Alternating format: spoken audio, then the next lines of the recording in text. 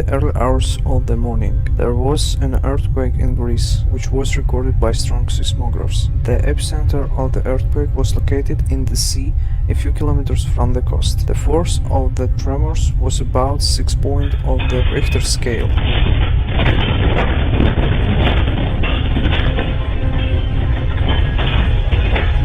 So far, there have been no official reports of possible casualties or damage, but eyewitnesses report shaking buildings and general panic in cities and towns along the coast.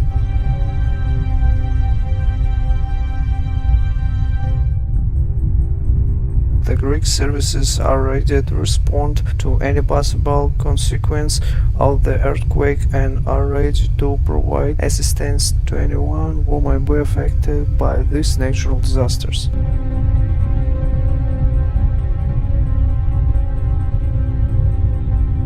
Earthquakes in Greece are not news, as it is located in one of the most active seismic zones in the world. In the past, strong earthquakes have already occurred, which led to great destruction and casualties.